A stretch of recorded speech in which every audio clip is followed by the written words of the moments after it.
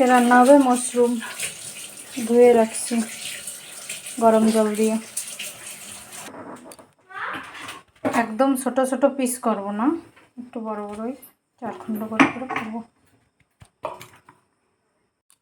কাটা হয়ে গেছে, একদম ফ্রেশ মাশরুমগুলো, ভালো, কোনোগুলো একটু খারাপ নাই। মশলা দিয়ে মাখা নেব। প্রথমেই দিয়ে দেবো বেসন।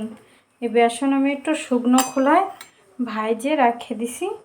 1.5 চামচের মতন বেসন দিলাম। 1 চামচ জিরে গুঁড়ি, একটু কসুরি মেথি, একটু গরম মশলা, একটু লবণ, যেহেতু মশলায় লবণ হবে তাই এই মাখানোর সময় অল্প একটু লবণ দেবো, একটু হলদি, লঙ্কার গুঁড়ি, একটু রেড চিলি পাউডার। এই হলো মানে খালি একটু কালার জন্য, কালার হবে। মাখায় নেব। মাখানো হয়ে গেছে, জল টল কিছুই দেবো না, এরকমভাবে মাখায় রাখবো। দিয়ে দেবো জিরা, পেঁয়াজ কুচি।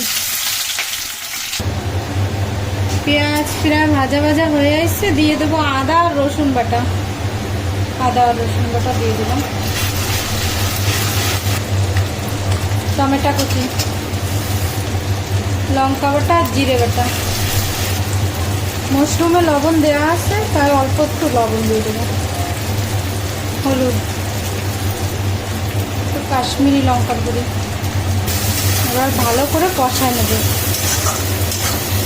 সুন্দর করে কষাবো যত সময় না তেল ছাড়ে। মশলা কষানো হয়ে গেছে, এখন দিয়ে দেবো ওই মাখানো মাশরুম। এই দিয়েও একটু সময় কষাবো।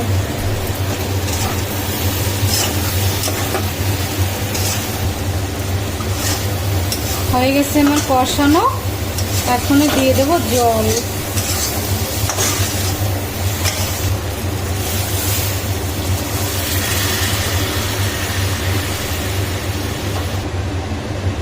হালকা করে পেঁয়াজগুলো ভাজে রাখছিলাম, বেশি ভাজি নেই, পোয়া ছাড়াই ছাড়াই এগুলো দিয়ে দেবো।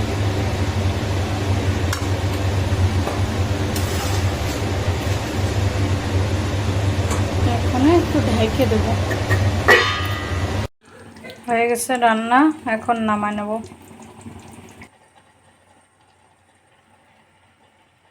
এই যে ভাত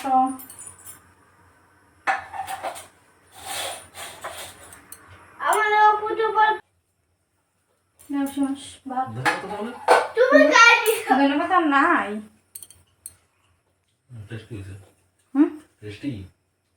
ভালো আছে, লবণ টবণ ঠিক আছে।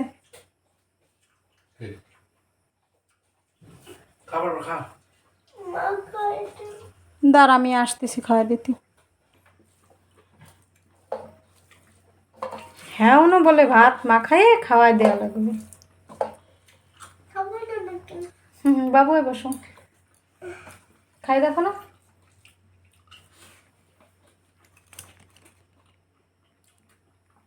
কেরম হয়েছে রান্না? কেন এখনো খাওয়া হয় নাই? কেরম হয়েছে? ভালো।